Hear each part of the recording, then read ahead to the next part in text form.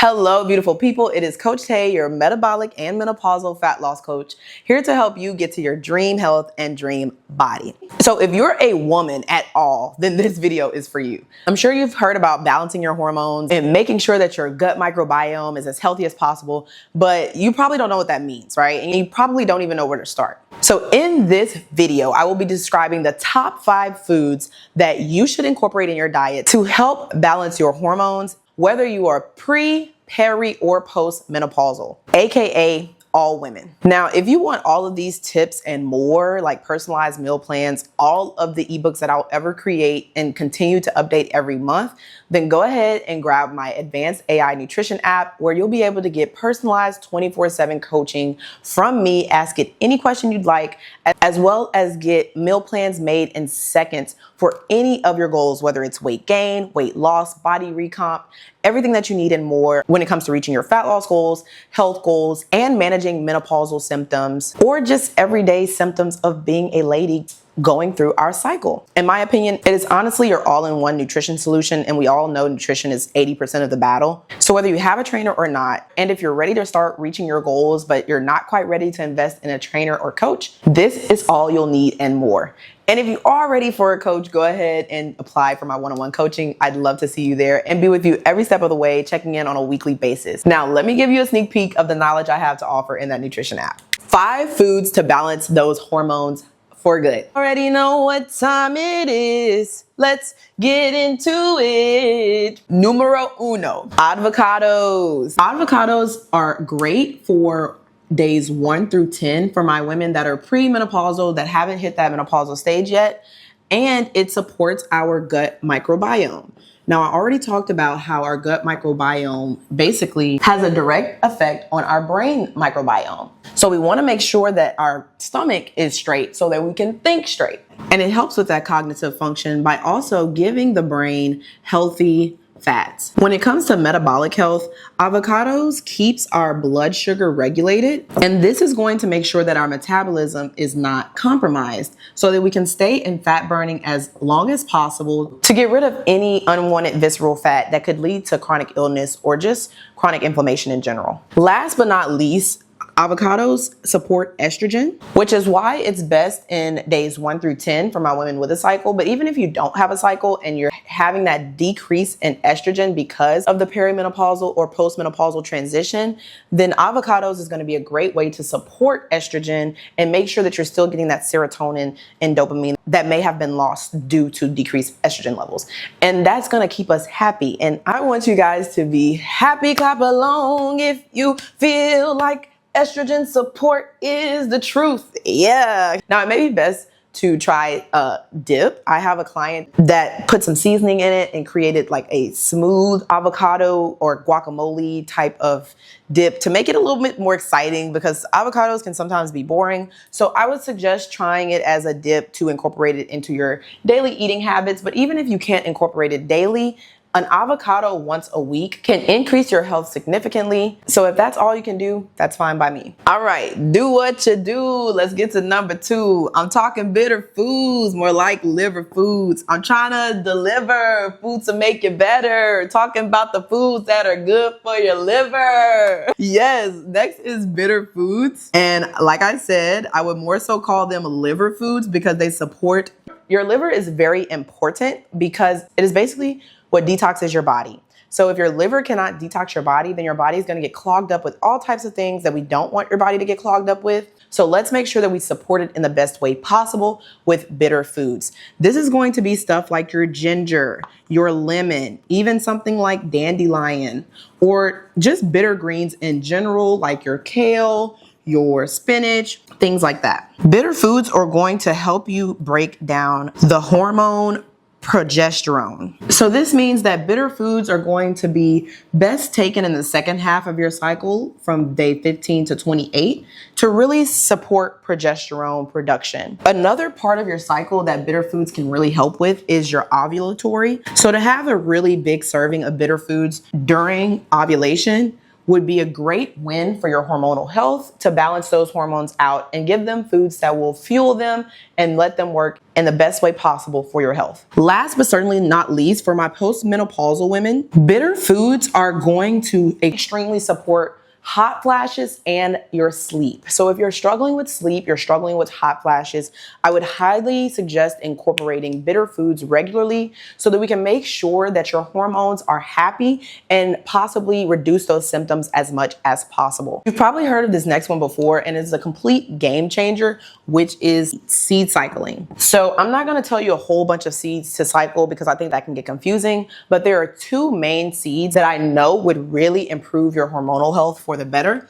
The first is flax seeds, and this is going to be best taken during days 1 to day 15 of your cycle. This is because flax seed supports the breakdown of estrogen. And the second seed I would suggest would be pumpkin seeds during days 15 to 28 because this supports the breakdown of progesterone. Being able to cycle these two seeds can be a game changer for your hormonal health, especially if you've already tried the other few things.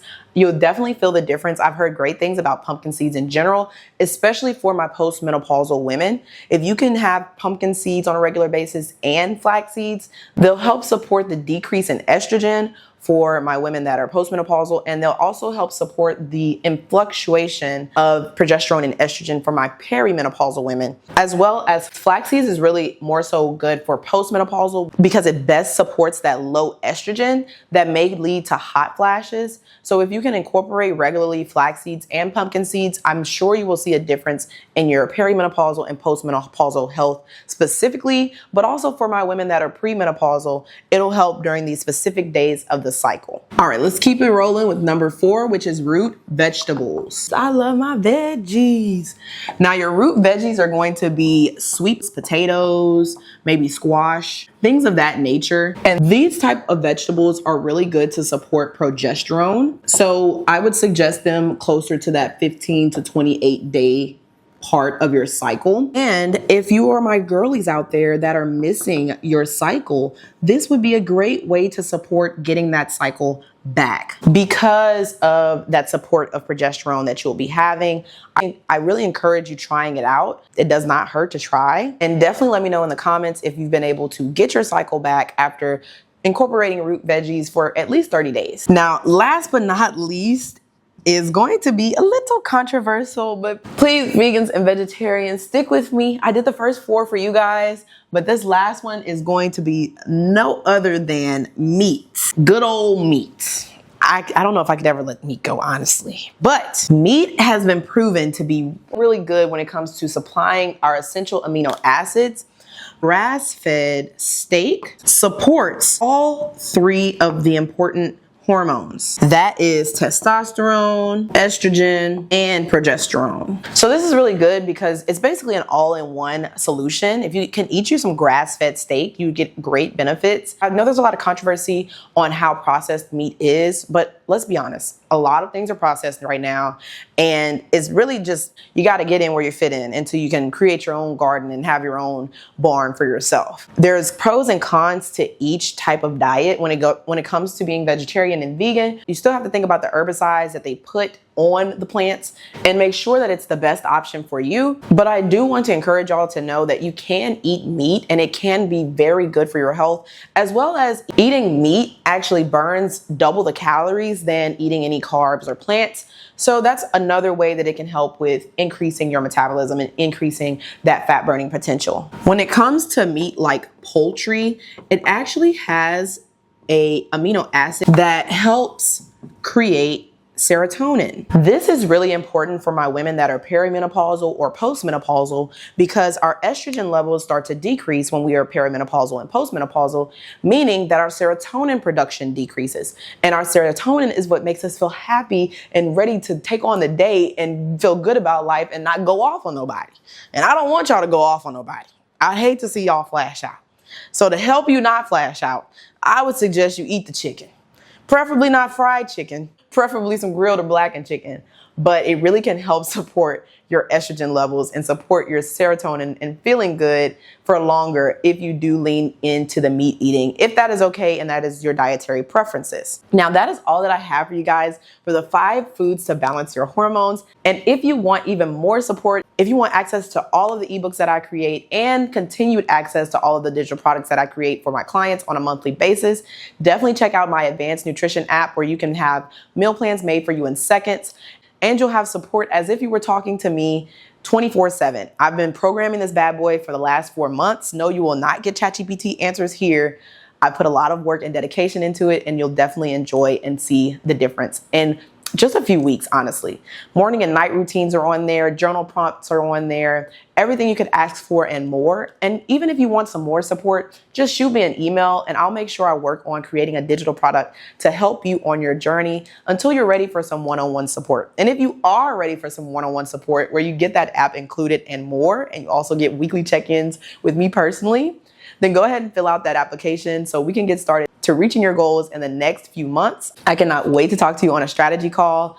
And if you're enjoying this video, then you'll definitely enjoy this video right here where I talk about the best way to extend a fast, because fasting also helps with your hormonal health and helps with losing that fat for good. So I go over a lot of different ways that you can extend your fast, because the longer the fast, the better the results are. All the way up till about 72 hours, but I get into that in that video. You'll definitely enjoy that. And I am so happy to see more and more people here every day. I love you guys. I'm on a mission to reach 1 million people with metabolic health. Until next time, do not forget, I believe in you. Do you?